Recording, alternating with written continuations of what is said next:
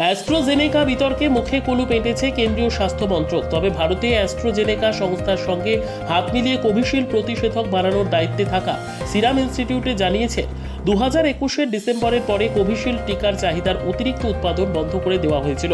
একই সঙ্গে সংস্থা জানিয়েছে ওই টিকা ব্যবহারে টিকা গ্রাহকদের শরীরে কি পার্শ্ব প্রতিক্রিয়া হতে পারে তা টিকার ভায়ালে স্পষ্টভাবে লেখা ছিল। প্রশ্ন উঠেছে, যেভাবে টিকা নেওয়ার পরে অনেকের শরীরে পার্শ্ব প্রতিক্রিয়া দেখা গিয়েছে, তাতে ভবিষ্যতে এই ধরনের নতুন কোনো ভাইরাসকে রুখতে তড়িঘড়ি তৈরি হওয়া প্রতিষেধক নেওয়া কি নিরাপদ হবে?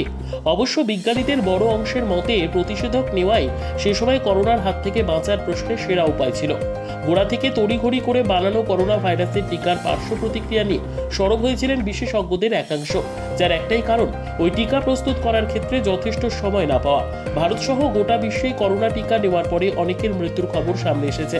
সম্প্রতি লন্ডনের আদালতে একটি শুনানিতে সুইডিশ সংস্থা অ্যাস্ট্রাজেনেকা মেনে নিয়েছে অক্সফোর্ড বিশ্ববিদ্যালয়ের সঙ্গে যৌথভাবে বানানো তাদের টিকায় পার্শ্ব প্রতিক্রিয়ার সম্ভাবনা রয়েছে। অভিযোগ উঠেছে, অ্যাস্ট্রাজেনেকা ও অক্সফোর্ড বিশ্ববিদ্যালয় মিলে করোনা ভাইরাস ঠেকাতে যে এজেডি 1222 বা ভ্যাক্সিভ্যারিয়া টিকা বাজারে ছেড়েছিল তা নেওয়ার পরে অনেকের মৃত্যু হয়েছে। সংস্থাটি আদালতে জানিয়েছে ওই টিকা নেওয়ার ফলে thrombosis with thrombocytopenia syndrome TTS হয়েছে অনেকের। এতে শরীরে রক্তে জমাট বেঁধে যাওয়া রক্তে অনুচক্রিকার ঘাটতি দেখা দেওয়ার মতো সমস্যা তৈরি হয়েছে অনেকের, যা মৃত্যু পর্যন্ত ঘটাতে সক্ষম।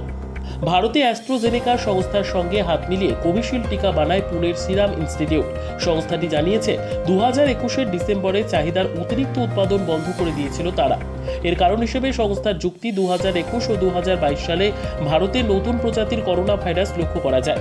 ক্রমাগত চরিত্রগত পরিবর্তনের ফলে সেই ভাইরাসকে রুখতে কোভিশিল্ড আদৌ কার্যকর ছিল না, তাই কোভিশিল্ডের বাড়তি উৎপাদন বন্ধ করে দেওয়া হয়। সংস্থার দাবি, কোভিশিল্ড ব্যবহারে পার্শ্ব প্রতিক্রিয়ার সম্ভাবনার কথা তারা জানত।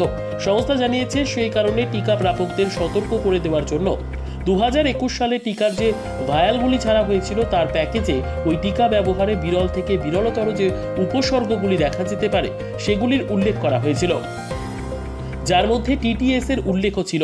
কিন্তু কার্যক্ষেত্রে টিকা নেওয়ার সময়ে এমন কোনো পার্শ্ব প্রতিক্রিয়া হওয়ার সম্ভাবনার কথা অধিকাংশ ক্ষেত্রে চিকিৎসা কর্মীরা জানাননি। ফলে অজান্তেই ওই টিকা নিয়েছেন দেশের অধিকাংশ মানুষ। বিজ্ঞানীরা অবশ্য মনে করেন করোনার মতো অতিমারি রুখতেই টিকাকরণই একমাত্র উপায়। সমস্যা হলো প্রত্যেকটি মানুষের শারীরিক গঠন আলাদা, প্রত্যেক ব্যক্তির শরীরের রোগ প্রতিরোধ ব্যবস্থা আলাদা। তাই একটি টিকা কার শরীরে কেমনভাবে কাজ করবে তা সেই ব্যক্তির উপরেই নির্ভর করে। তাছাড়া যারা মারা গিয়েছেন তারা টিকা নেওয়ার ফলে মারা গিয়েছেন নাকি করোনার জন্য প্রাণ হারিয়েছেন তা এখনো স্পষ্ট নয়। অনেকেই জল বেশি পান করেন, কারো কারো ক্ষেত্রে বেশি জল পানের ফলে শরীরে সোডিয়াম পটাশিয়ামের ভারসাম্য বিগড়ে যায়। কার কি কারণে ভারসাম্য বিগড়ে যাবে তা বলা কঠিন। Council of scientific and industrial research এর এক বিজ্ঞানীর মতে, সে সময় টিকা না নিলে সম্ভবত এদেশে মহামারী দেখা যেত, যা মৃত্যু হয়েছে তার 100 গুণ বেশি মৃত্যু হতে পারত।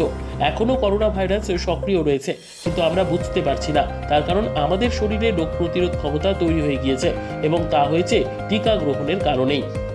নিজস্ব প্রতিনিধির রিপোর্ট, দুরন্ত টিভি।